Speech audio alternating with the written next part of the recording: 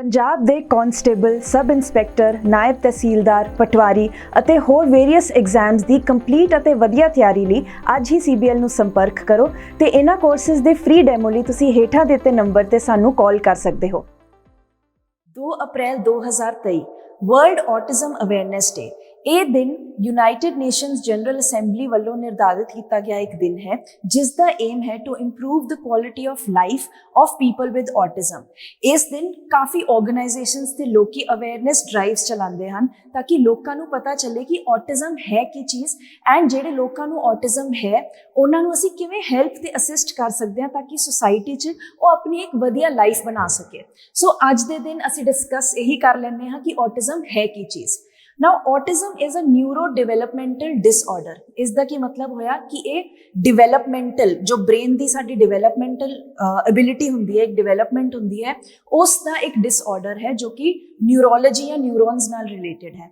And because ਸਾਡੀ brain ਦੀ development as a normal person, ਇੱਕ ਜਿਹੜਾ ਜਿਹਨੂੰ ਅਸੀਂ ਸੁਸਾਇਟੀ 'ਚ ਇੱਕ ਨੋਰਮਲ ਹਿਊਮਨ ਬੀਇੰਗ ਕਹਿੰਦੇ ਹਾਂ, ਉਸ ਤਰ੍ਹਾਂ ਨਹੀਂ ਹੁੰਦੀ, ਤਾਂ ਕਰਕੇ ਜਿਹੜੇ ਲੋਕੀ ਹੁੰਦੇ ਜਿਨ੍ਹਾਂ ਨੂੰ ਔਟਿਜ਼ਮ ਹੁੰਦਾ ਹੈ ਉਹਨਾਂ ਨੂੰ ਕਾਫੀ ਡਿਫਿਕਲਟੀਜ਼ ਜਾਂ ਫਿਰ ਉਹਨਾਂ ਦਾ ਜਿਹੜਾ ਬਿਹੇਵੀਅਰ ਪੈਟਰਨ ਨੇ ਉਹ ਉਸ ਹਿਸਾਬ ਨਾਲ ਚੇਂਜ ਹੁੰਦਾ ਹੈ। ਫੋਰ ਐਗਜ਼ਾਮਪਲ, ਸਭ ਤੋਂ ਪਹਿਲਾਂ ਜੇ ਅਸੀਂ ਕਮਿਊਨੀਕੇਸ਼ਨ ਦੀ ਗੱਲ ਕਰੀਏ, ਪੀਪਲ ਵਿਦ ਔਟਿਜ਼ਮ ਉਹਨਾਂ ਨੂੰ ਨਾ ਕਮਿਊਨੀਕੇਟ ਕਰਨ 'ਚ ਕਾਫੀ ਡਿਫਿਕਲਟੀ ਹੁੰਦੀ ਹੈ। ਇਹਦਾ ਮਤਲਬ ਇਹ ਨਹੀਂ ਕਿ ਬੋਲਣ 'ਚ ਡਿਫਿਕਲਟੀ ਹੈ, ਦ ਥਿੰਗ ਇਜ਼ ਕਿ ਉਹਨਾਂ ਨੂੰ ਸਮਝ ਨਹੀਂ ਆਉਂਦਾ ਕਿ ਸੁਸਾਇਟੀ 'ਚ ਲੋਕਾਂ ਦੇ ਨਾਲ, ਦੂਜਿਆਂ ਦੇ ਨਾਲ ਕਮਿਊਨੀਕੇਟ ਕਿਵੇਂ ਕਰਨਾ ਚਾਹੀਦਾ ਹੈ।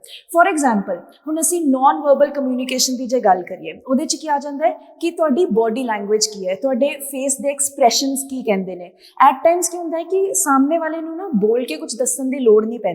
ਅਸੀਂ ਜੇ ਉਹਦੀ ਬੋਡੀ ਲੈਂਗੁਏਜ ਵੇਖ ਲਈਏ, ਉਹਦੇ ਐਕਸਪ੍ਰੈਸ਼ਨਸ ਵੇਖ ਲਈਏ ਕਿ ਉਹ ਕਿਵੇਂ ਐਕਟ ਤੇ ਰਿਐਕਟ ਕਰ ਰਿਹਾ ਹੈ, ਸਾਨੂੰ ਪਤਾ ਚੱਲ ਜਾਂਦਾ ਹੈ ਕਿ ਉਹ ਪਰਸਨ ਕੀ ਕਹਿਣਾ ਚਾਹੁੰਦਾ ਹੈ। ਪਰ ਜਿਹੜੇ ਲੋਕੀ ਜਿਨ੍ਹਾਂ ਨੂੰ ਔਟਿਜ਼ਮ ਹੁੰਦਾ ਹੈ ਉਹ ਇਹ ਚੀਜ਼ ਨਾ ਸਮਝ ਨਹੀਂ ਪਾਉਂਦੇ, ਉਹ ਨੋਨ ਵਰਬਲ ਕਮਿਊਨੀਕੇਸ਼ਨ ਨਹੀਂ ਕਰ ਪਾਉਂਦੇ।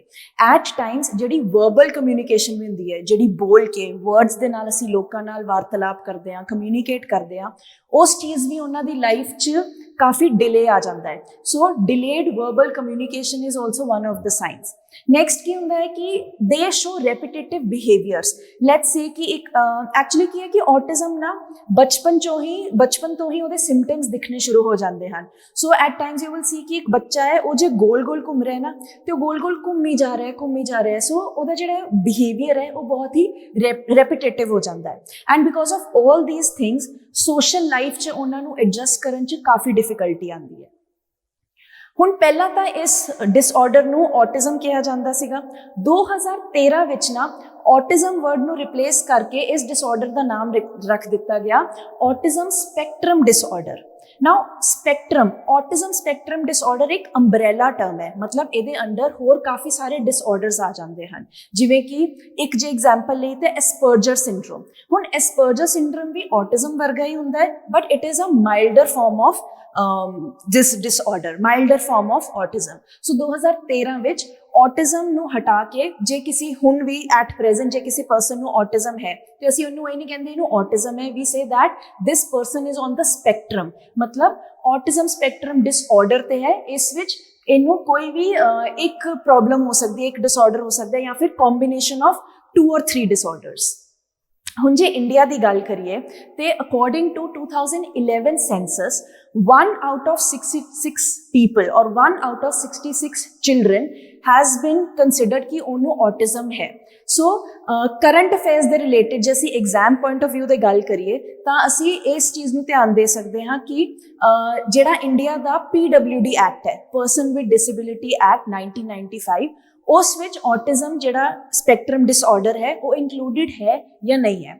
ਜੇ ਅਸੀਂ ਓਰੀਜਨਲ ਆਪਣੇ ਐਕਟ ਦੀ ਗੱਲ ਕਰੀਏ 1995 ਦੇ ਐਕਟ ਵਿੱਚ, ਉਸ ਟਾਈਮ ਨਾਲ ਸਿਰਫ 7 ਜਿਹੜੀ ਡਿਸੇਬਿਲਿਟੀ ਸੀਗੀਆਂ ਉਹ ਰੈਕਗਨਾਈਜ਼ ਕਰਾਈਆਂ ਗਈਆਂ ਸੀਗੀਆਂ ਇਸ ਐਕਟ ਦੇ ਅੰਡਰ, ਜਿਸ ਵਿੱਚ ਸੀ blindness, low vision, leprosy cured, hearing impairment, locomotor disability, mental retardation and mental illness.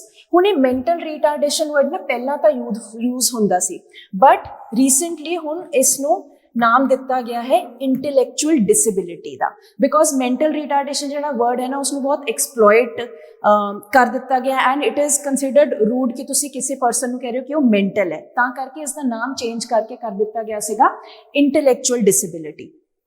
then 2016 ਵਿੱਚ ਇਸ ਜਿਹੜਾ ਇਹ ਐਕਟ ਸੀਗਾ ਇਸ ਵਿੱਚ ਅਮੈਂਡਮੈਂਟ ਕਰਕੇ ਪਰਸਨ ਵਿਦ ਡਿਸੇਬਿਲਿਟੀ ਐਕਟ 2016 ਕੱਢਿਆ ਗਿਆ, ਜਿਸ ਵਿੱਚ 7 ਡਿਸੇਬਿਲਿਟੀਜ਼ ਤੋਂ ਵੀ ਇਨਕਰੀਜ਼ਡ and we recognized 21 disabilities. ਹੁਣ ਇਹ ਚੀਜ਼ ਧਿਆਨ ਚ ਰੱਖਣ ਵਾਲੀ ਹੈ ਕਿ ਜਿਹੜਾ autism spectrum disorder ਹੈ ਇਹ 21 disabilities ਦੇ ਅੰਡਰ recognized ਹੈ। ਸੋ ਜੇ ਤੁਹਾਨੂੰ ਐਗਜ਼ਾਮ ਵਿੱਚ ਇਹ ਕੁਐਸਚਨ ਆਏ ਤਾਂ ਇਹ ਕੰਸੀਡਰ ਆਪਸ਼ਨ ਕੀਤੀ ਜਾਏਗੀ ਕਿ autism spectrum disorder is recognized under the PWD Act, but original ਵਾਲਾ ਜਿਹੜਾ ਐਕਟ ਸੀਗਾ ਉਸ ਵਿੱਚ ਇਸ ਨੂੰ recognition ਨਹੀਂ ਮਿਲੀ ਹੋਈ ਸੀ। ਹੁਣ ਜਿਹੜੇ ਲੋਕੀ ਹੁੰਦੇ ਨੇ ਜਿਹੜੇ ਸਪੈਕਟਰਮ ਤੇ ਨੇ ਜਿਨ੍ਹਾਂ ਨੂੰ autism spectrum disorder ਹੈ, ਇਹ ਨਾ ਡਿਜ਼ੀਜ਼ ਨਹੀਂ ਹੈ, ਇਹ ਕੋਈ ਬਿਮਾਰੀ ਨਹੀਂ ਹੈ ਕਿ ਤੁਸੀਂ ਦਵਾਈ ਲੈ ਲਓ 3 ਮਹੀਨੇ ਦਵਾਈ ਲੈ ਲਓ 6 ਮਹੀਨੇ ਦਵਾਈ ਲੈ ਲਓ ਕੋਈ ਸਰਜਰੀ ਕਰਾ ਲਓ ਤੇ ਇਹ ਕਿਉਰ ਹੋ ਜਾਏਗੀ। It is a life long condition but it is manageable.